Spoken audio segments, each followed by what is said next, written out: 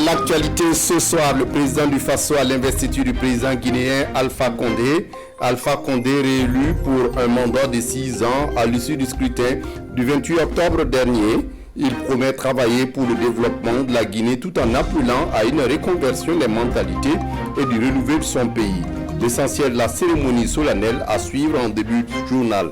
Et puis dans cette édition, c'est la reprise à l'Assemblée nationale du Burkina Faso après une pause du fait de la campagne électorale. À la plénière ce matin, les députés se sont penchés sur la restitution de la mission d'information sur la pandémie de la maladie à coronavirus. Une mission qui avait pour mandat de s'informer de la gestion de la riposte, le financement de la lutte et la prise en charge des malades. Quelles sont les conclusions auxquelles la mission a abouti? On en parle dans cette édition. Et dans cette édition aux États-Unis, le collège électoral confirme la victoire de Joe Biden à la présidentielle. Il est donc désormais officiellement le président élu des États-Unis. La page Donald Trump se tourne ainsi avec cette décision du collège électoral, comme vous le verrez dans ce journal. Bonsoir et ravi de vous retrouver. Le président du Faso a assisté ce mardi à l'investiture de Alpha Condé en Guinée. Un nouveau mandat pour le locataire du palais de Sékou Touria qui place son mandat sous le signe de la reconversion des mentalités et du renouveau de la Guinée. Le film de la cérémonie avec notre envoyé spécial, Nathalie Kaoré. Alpha Condé prête serment pour un troisième mandat à la tête de la Guinée. Déclaré vainqueur avec 59,50% des voix à l'issue de l'élection présidentielle du 18 octobre, le président réélu entame ainsi un nouveau mandat de 6 ans. Le président du Faso et d'autres chefs d'État et de gouvernement de la sous-région assistent à la cérémonie ainsi que bien d'autres personnalités étrangères. L'audience solennelle d'investiture terminée, Alpha Condé s'adresse aux Guinéens sur les défis de son nouveau mandat. Il dit vouloir désormais gouverner la Guinée autrement. Je réitère devant la nation mon engagement de continuer à œuvrer pour tous en cette phase de notre histoire. Je suis le tribunal de tous les Guinéens, au service de tous les Guinéens. Dans la réalisation de notre idéal commun, personne ne sera oublié. Nous nous engageons à lutter avec fermeté contre la corruption qui gangrène notre pays, le copinage, le clientélisme. Nous voulons désormais gouverner autrement. Alpha Condé est à son troisième mandat, mais il est le tout premier président de la 4e République suite à la modification de la Constitution guinéenne. Après cette investiture, le président guinéen sera officiellement installé dans ses nouvelles fonctions le 21 décembre prochain. En attendant, il appelle le peuple guinéen à la cohésion et au respect des règles démocratiques. C'est en cela que la Guinée pourra aller de l'avant et relever encore les défis de son développement. Autre actualité dans ce journal, au carnet d'audience du Premier ministre, Christophe Dabiré s'est entretenu ce matin avec le ministre coordinateur du Comité permanent inter-État de lutte contre la sécheresse au Sahel, SILS, par ailleurs ministre tchadien en charge de l'agriculture. Il a été question de réforme de l'institution, mais surtout les deux hommes ont parlé d'installation à venir du secrétaire exécutif du SILS et de son adjoint. À sa sortie d'audience, le ministre tchadien s'est confié à Abdelaziz Yadibou. Je suis venu pour installer le secrétaire exécutif du SILS entrant et son adjoint, qui sont nommés lors des conférences des chefs d'État et de gouvernement le 20 juillet par visioconférence et dirigée par le président par Christian Kaboré par visioconférence. Donc effectivement ma solution c'est de venir installer le nouveau cadre et leur prodiguer quand même un certain nombre de conseils et je remercie très sincèrement l'équipe sortante. L'institution connaît beaucoup de problèmes institutionnels d'ordre. Il faudrait faire une réforme assez profonde et cette réforme a été entamée par mon collègue, le ministre coordinateur sortant, la première partie. Et la seconde partie nous attend et l'équipe entrant va prendre le relais afin qu'il puisse quand même entamer cette réforme aussi entendue que par nous, les ministres, et par nos pères chefs d'État. Dans l'actualité, ce soir à la date du 13 décembre 2020, on enregistre 179 nouveaux cas confirmés des personnes contaminées par la maladie à coronavirus. Un chiffre qui interpelle à plus de vigilance car la maladie refait surface. C'est justement la question du Covid-19 qui a fait l'objet de la plénière à l'Assemblée nationale ce matin. En effet, en mai dernier, l'Assemblée nationale du Burkina procédait à la mise en place d'une mission chargée de s'informer auprès des différents acteurs de la maladie à coronavirus. La mission parlementaire devrait également s'imprégner de la gestion de la riposte, le financement, mais aussi la prise en charge des malades. 8 mois après, et dans un nouveau contexte de regain de la maladie, la mission est au rapport. Ce mardi, donc, devant l'hémicycle, les députés chargés de la mission ont pu procéder à la restitution des résultats de leurs travaux. La synthèse avec Bernard Combelem et Ernest Cambiré. C'est un retour des classes des députés membres de la 7e législature après un mois d'absence pour cause d'élection. Une plénière convoquée et consacrée à la présentation du rapport de la mission d'information sur la pandémie à coronavirus au Burkina. Et pour cette reprise d'après-élection et en attendant la 8e législature, 15 nouveaux députés sont accueillis ici à l'hémicycle en remplacement des 13 députés démissionnaires de l'UPC, d'un du Faso Autrement et d'un de l'UNIPS. Et pour cette plénière du jour, c'est par une résolution en date du 4 mai 2020 que l'Assemblée nationale a mandaté une dizaine de députés issus de toutes les sensibilités politiques pour s'informer sur la maladie. Entre le 7 mai et le 8 juin dernier, la mission conduite par Maître Benewende Stanislas Tankara a pu auditionner les acteurs impliqués sur des aspects liés entre autres à la gestion technique, aux soins et à l'assistance psychosociale, à la gestion des fonds, à la motivation des agents de santé, aux difficultés et à la situation des décès liés à la maladie.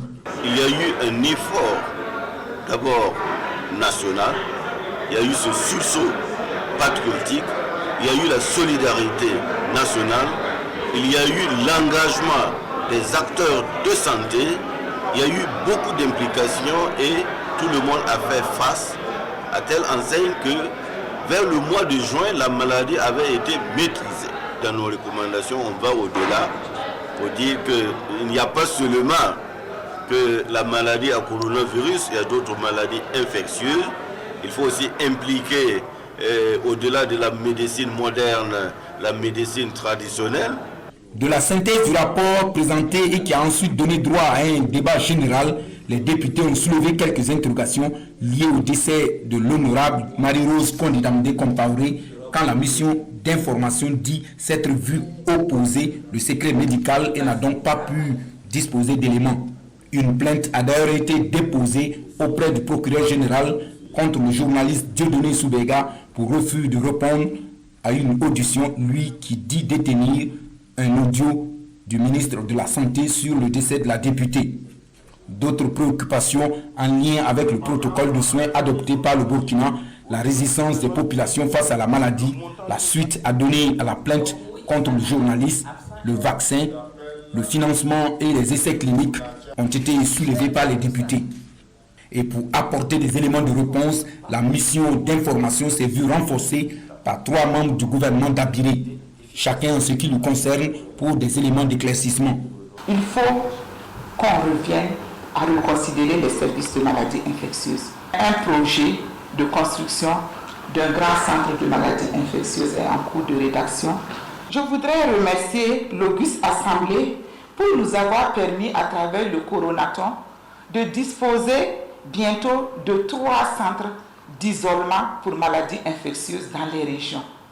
Et le gouvernement a complété par la construction de 4 centres pour que les 13 régions puissent avoir leur centre d'isolement.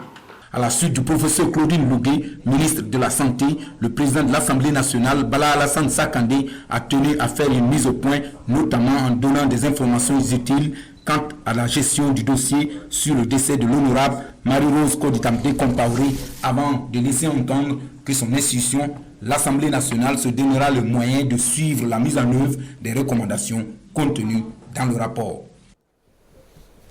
À Bobo Dioulasso, le sujet du Covid-19 va imprégner les échanges des 20e journées des sciences de la santé de Bobo Dioulasso. Ces journées qui sont depuis désormais plus de 2 décennies une institution dans la ville. Cette année, les participants, pour la plupart des chercheurs venus des États-Unis, de la France, du Cameroun, du Centrafrique, du Bénin, du Mali, mais aussi du Burkina Faso, vont insister sur la résistance antimicrobienne, contrôle des maladies transmissibles et non transmissibles. Explication avec Siriki Milogo et Kadourou Menki sur place à Bobo. Résistance antimicrobienne, contrôle des maladies transmissibles et non transmissibles. C'est sous ce thème que planchent d'éminents chercheurs et professionnels de la santé. Les 20e journées des sciences de la santé de Bobo Dioulasso se tiennent cette année dans un contexte marqué par la crise de la maladie à coronavirus. Il est donc attendu des participants des débats et échanges francs pour une contribution efficace à la lutte contre cette pandémie. Nous voulons justement que ces journées-là puissent apporter quelque chose à la lutte contre la maladie et contre les maladies transmissibles et non transmissibles au Burkina Faso. Et nous allons pouvoir justement partager nos expériences et voir comment nous pouvons apporter notre pierre à la construction donc de notre pays et dans la lutte contre la maladie. Instituées depuis 1992, les journées des sciences de la santé de Bobo Dioulasso sont devenues biennales à partir de 2004. Et en 28 ans d'existence, plusieurs acquis sont à mettre à l'actif de ce cadre d'échange entre acteurs de la santé de divers horizons. Je voulais les remercier pour cette initiative-là et leur dire que c'est une activité d'intérêt majeur pour notre pays et pour l'humanité. Les encourager à continuer dans ce sens-là et les remercier également parce que l'axe central du plan DS, qui est la transformation structurelle de notre économie nationale, ne peut aboutir que dans la mesure où nous avons un capital humain compétent. Et le capital humain compétent, ça se forme du point de vue de l'éducation, du point de vue de la santé, du point de vue de la formation. Le thème de la présente session sera décortiqué en plusieurs sous-points, l'objectif étant de permettre à tous une meilleure compréhension. En politique, après un silence dû certainement à la campagne électorale, l'opposant Herman Yamniogo fait de nouveau entendre sa voix. Ce mardi, à son domicile à Ouagadougou, il s'est exprimé sur la réconciliation des Burkinabés par le canal de la justice transitionnelle. Entouré des membres de son bureau politique, de son parti, l'Union nationale pour la démocratie et le développement, l'UNDD, Herman Yamniogo estime que les préalables n'ont pas été respectés avant d'aller aux élections de novembre dernier. Des détails avec Roger Kam et Maxime Zango. Homme politique depuis plusieurs décennies, Maître Herman Yamniogo aura été l'un des acteurs bien visibles à l'occasion de plusieurs processus électoraux. Cette année, le président de l'UNDD a brillé par son absence au double scrutin de novembre dernier. Les raisons a-t-il expliqué à cette conférence de presse le non-respect de ces préalables par le pouvoir en place. Très tôt, nous avons dit, le pays vit une situation de guerre. On ne comprend pas qu'on puisse faire fi de cette situation pour aller à des compétitions électorales. Nous avons estimé également, compte tenu de nos déceptions passées, de ce que nous avons vu en matière d'élection, qu'il fallait cette fois-ci être très prudent, prendre des précautions pour protéger le processus électoral du début jusqu'à la fin. Pour n'avoir donc pas tenu compte de ces réalités, le scrutin du 22 novembre dernier, selon Herman Yamniogo, n'a pas été à la hauteur des attentes. Un échec, selon lui, imputable aussi bien au pouvoir, à l'opposition et même au-delà. Le résultat est là. Vous observerez. On peut faire la critique essentiellement du côté du pouvoir, lui mettre une grosse part de responsabilité, dire que c'est le pouvoir qui n'a pas pris toutes les dispositions pour que les choses se passent correctement. Mais je trouve que ce ne serait pas honnête, ce ne serait pas juste. Il la faute est à partager. Il y a la faute du pouvoir, mais il y a aussi la faute de l'opposition.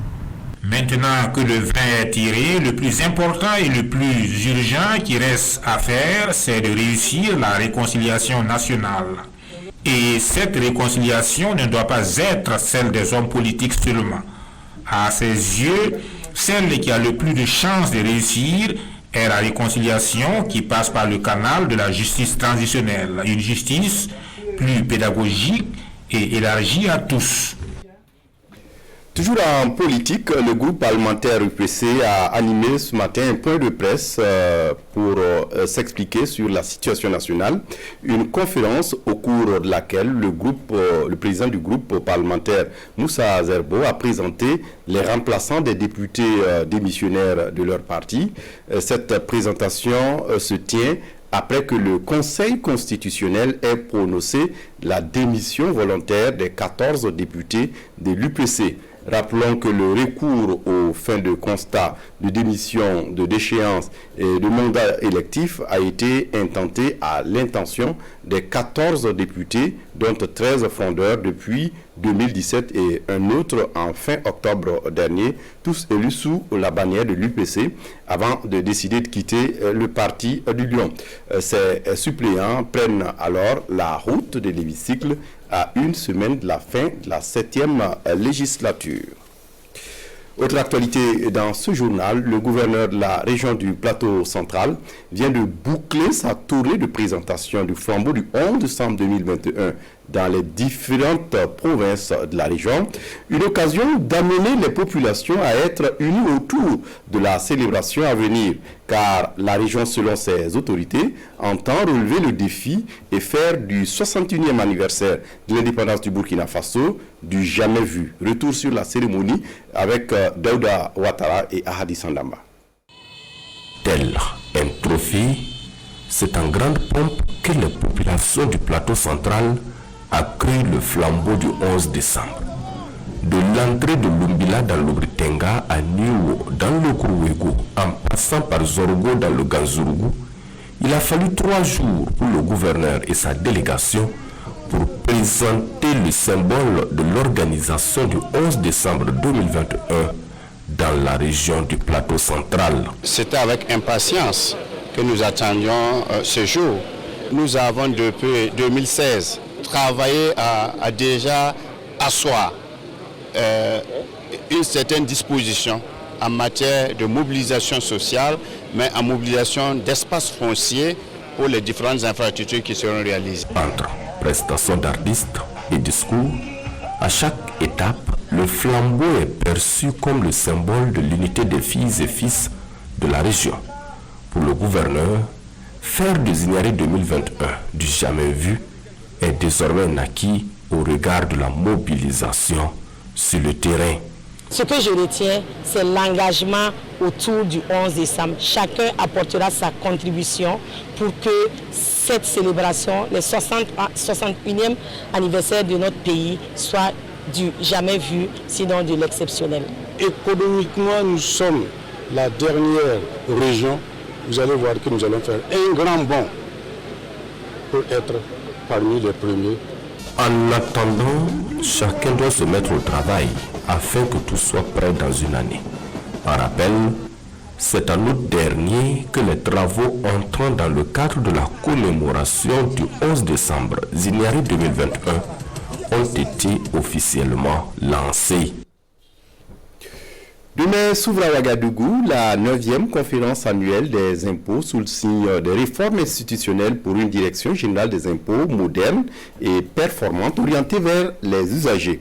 Plusieurs actes vont marquer ces journées et face à la presse ce mardi, le directeur général des impôts s'est expliqué. Hubert Benito Somé et Mounou Soubega l'ont suivi pour nous.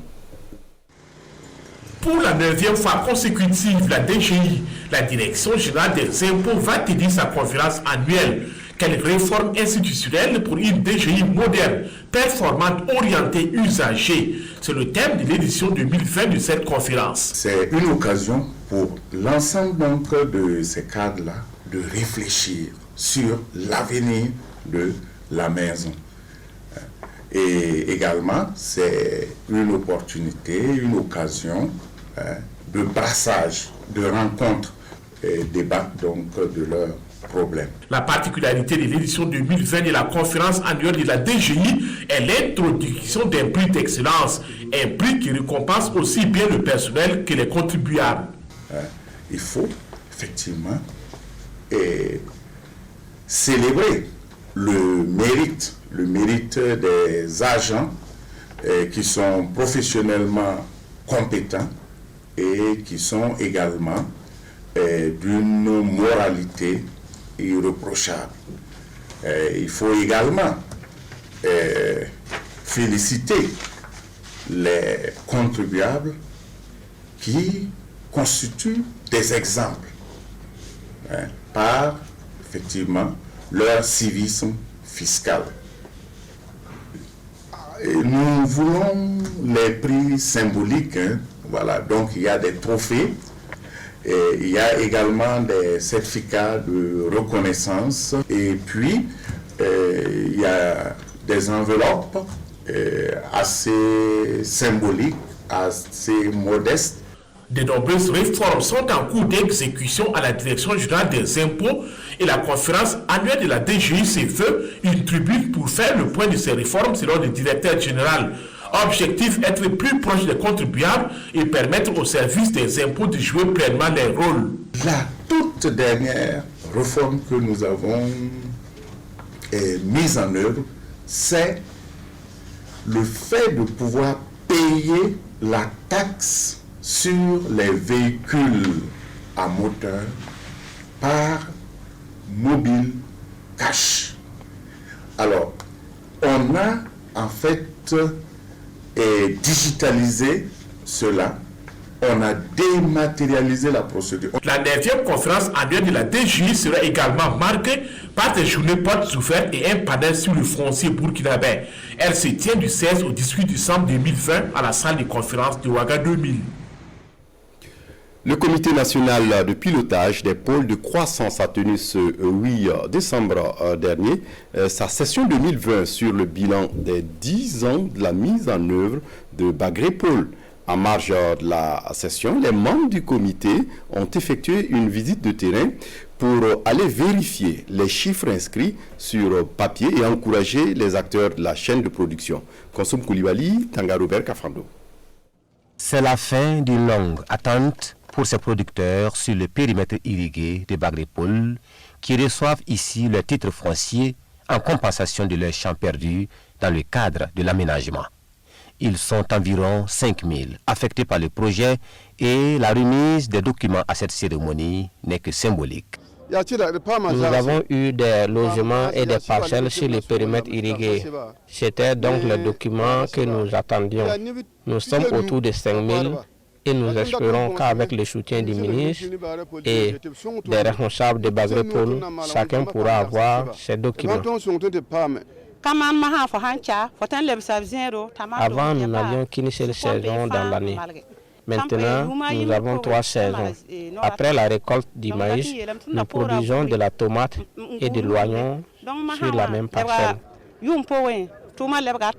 Documents en main, ils peuvent désormais produire en toute saison, mais aussi en toute sécurité, à l'image de Mahama Bagnan qui exploite ici 2,5 hectares de riz de la variété TS2. Rendement attendu, 12 tonnes environ, et à cette étape, le producteur est déjà sûr de faire une bonne moisson. Pipi, Bagré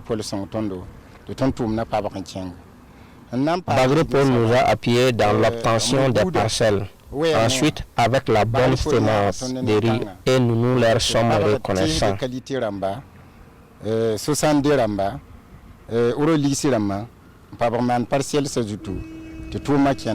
Le riz de Mahama, comme celui des autres producteurs sur la plaine risicole de Bagré, est transformé ici, dans cette usine, l'UDIRUBE, l'unité diocésaine du riz de Bagré, qui emploie permanemment 40 personnes. L'usine a été créée en 2006 sous forme d'une petite unité, et c'est seulement en 2015 que la structure en tant que telle a été installée. La structure actuelle a une capacité de production journalière de 60 tonnes. Le comité national de pilotage des pôles de croissance a également visité le centre piscicole de Bagré, un centre où toutes les techniques de l'élevage du poisson sont enseignées. Cette visite est organisée en marge de la session du comité national de pilotage des pôles de croissance à Bagré sur le bilan des 10 ans de la mise en œuvre de Bagré Pôle. Et puis en vue de trouver des référentiels en matière d'emploi et de lutte contre le chômage au Burkina Faso, le ministère en charge de la jeunesse et de la promotion de l'entrepreneuriat des jeunes a organisé un atelier de validation technique de la stratégie nationale de promotion de l'entrepreneuriat des jeunes. Pendant 2 jours, les acteurs venus des 13 régions du Burkina ont passé en revue les propositions faites par le cabinet d'études sur la stratégie et son plan d'action. On fait le point avec Ahadi Sandamba.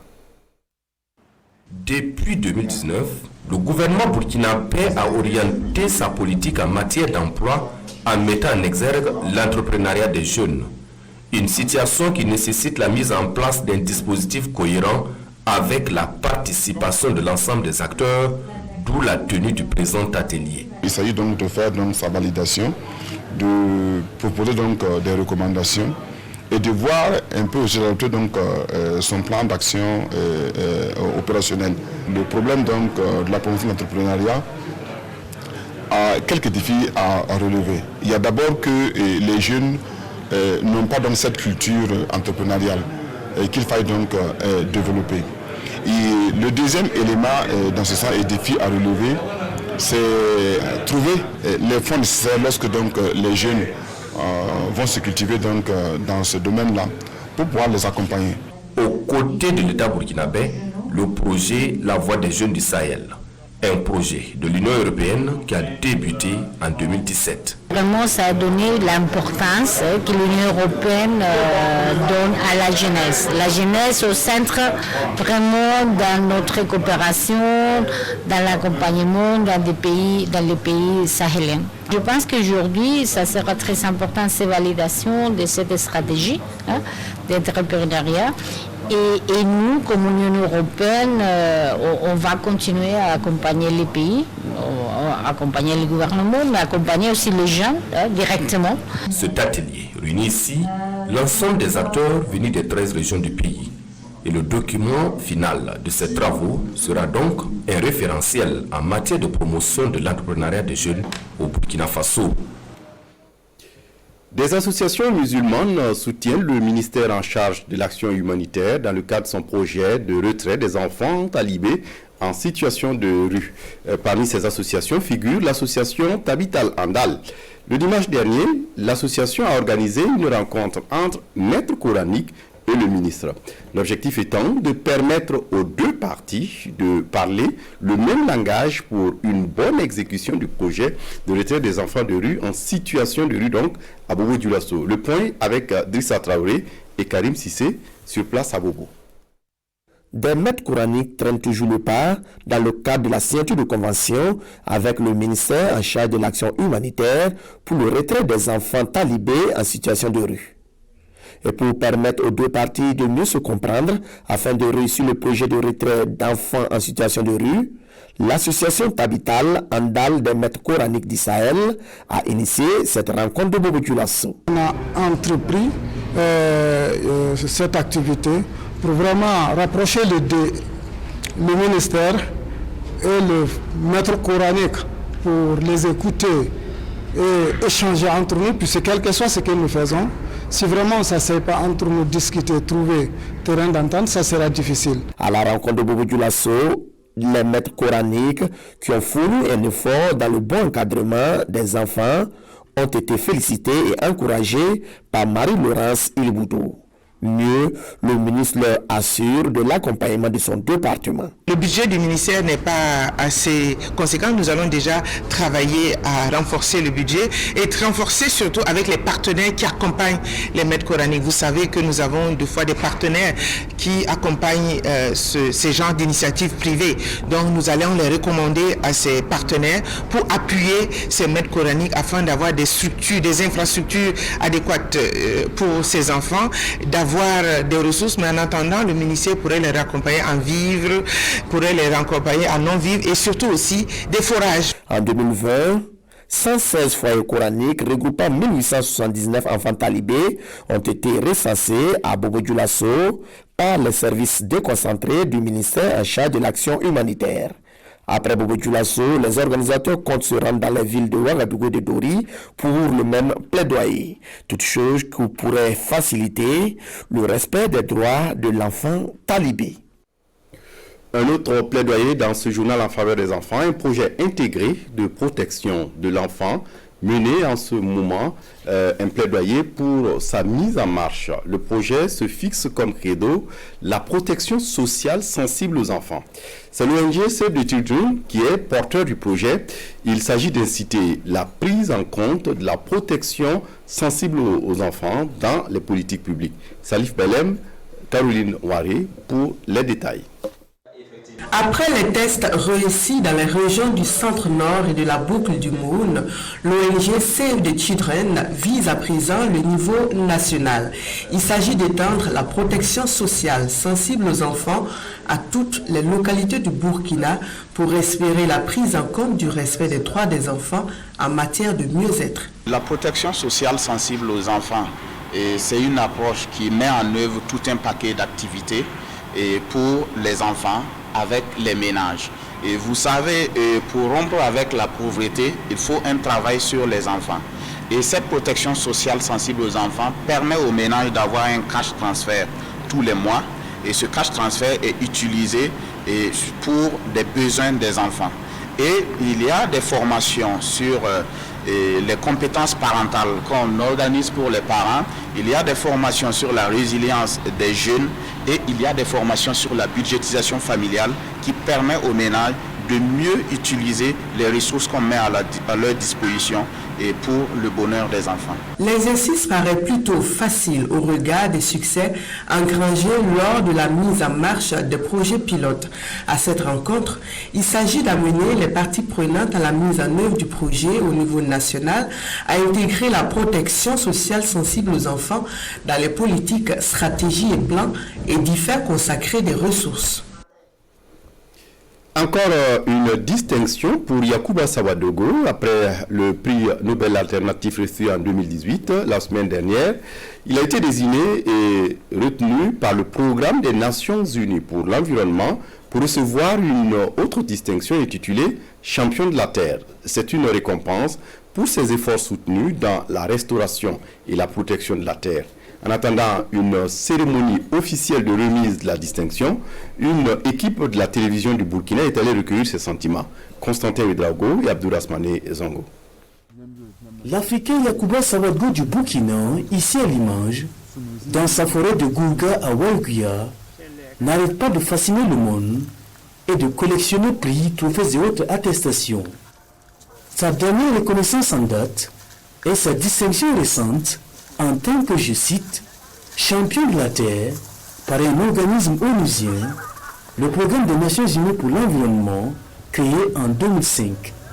Cet agriculteur hors pair de 74 ans et de 40 ans d'expérience dans le domaine a été récompensé pour l'ensemble de ses efforts inlassables de récupération et de protection de la terre et du couvert végétal. Ce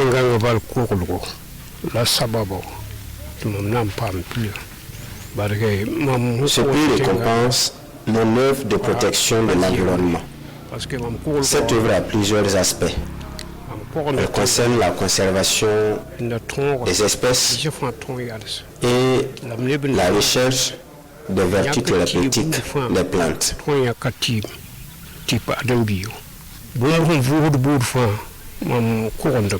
Entre la terre et Yacouba Sawadogo, confesse-t-il, entre l'arbre et lui, ajoute-t-il, c'est plus qu'une histoire d'amour.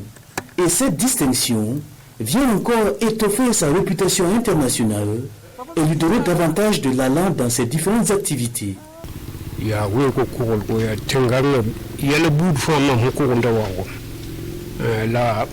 protège la nature. Je travaille à comprendre les espèces végétales et les espèces animales pour en tirer le meilleur bénéfice. Dans le domaine de la restauration de l'environnement, je ne suis pas seulement citoyen burkinabé, mais citoyen du monde.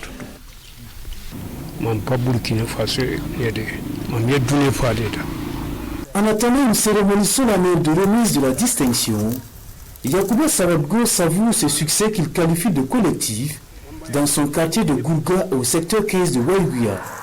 Depuis son domicile, ce champion de la terre, devenu actuellement la coqueluche des médias, est littéralement envahi par ces derniers. Le seul bémol pour Yacouba Sawadgo, champion de la terre, c'est que sa forêt de près d'une trentaine d'hectares cherche désespérément de l'aide, une clôture par exemple.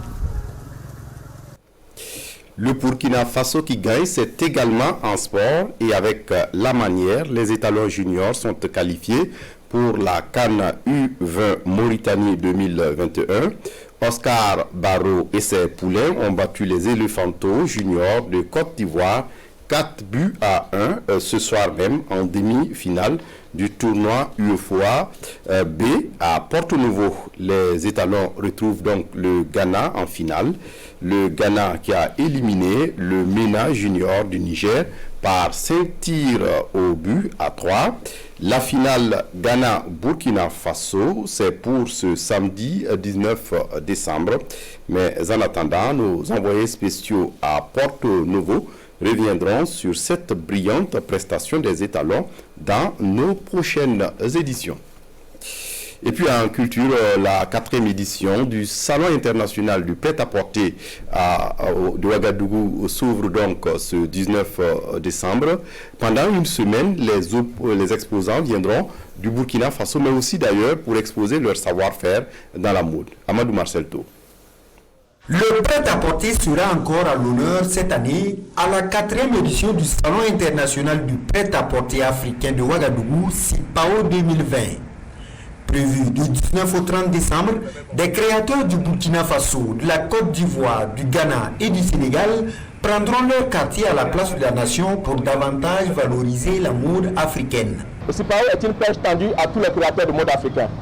Il invite à tous les gros distributeurs d'effets de mode, à tous les consommateurs à venir découvrir la création africaine dans toutes ses splendeurs et à se donner la main afin que l'Afrique culturelle, l'Afrique de la création de mode, arrache enfin sa place et se fasse connaître au reste du monde. Créer avec ce que nous avons comme matière première, créer avec ce que nous avons comme matière grise, ressources, créer avec ce que nous avons comme ressources humaines, créer avec nos frères et sœurs sur place afin que nos ressources financières restent sur place, ne fera que contribuer à développer davantage nos économies. Le SIPAO 4, c'est une soixantaine de stands prévus pour l'exposition vente, mais aussi des rencontres professionnelles en vue de susciter davantage la création à des prix et qualités de prêt-à-porter plus compétitifs. Le SIPAO est né pour faire passer la créatrice et créateur de mode de l'état passif à l'état actif. Il est né pour permettre à la mode du prêt-à-porter africain d'atteindre leur vitesse de croisière et de prendre leur envol pour conquérir les cœurs sur les autres continents. Le SIPAO est né pour donner vie à une véritable industrie de la mode en Afrique. Un grand défilé est également au programme de ce SIPAO qui s'annonce sous la présidence du ministre en charge du commerce, de l'industrie et de l'artisanat. À l'étranger, aux États-Unis, le collège électoral américain confirme la victoire de Joe Biden à la présidentielle. Il est donc désormais officiellement le président élu des États-Unis. La page Donald Trump se tourne donc avec cette décision du collège électoral. Regardez. Comme ici en Californie, les grands électeurs ont officialisé le résultat de la présidentielle américaine. État par État, le collège des grands électeurs a donné la victoire à Joe Biden et entériné la défaite de Donald Trump. A Democrat, ayes 55, noes 0. Joseph Robinette Biden deviendra ainsi le 46e président des États-Unis le 20 janvier 2021. Cette étape, qui n'est traditionnellement qu'une formalité, a pris une importance symbolique cette année en raison du refus de Donald Trump d'accepter le verdict des urnes. Une attitude habilement dénoncée par Joe Biden dans la prise de parole qui a suivi la validation du collège électoral.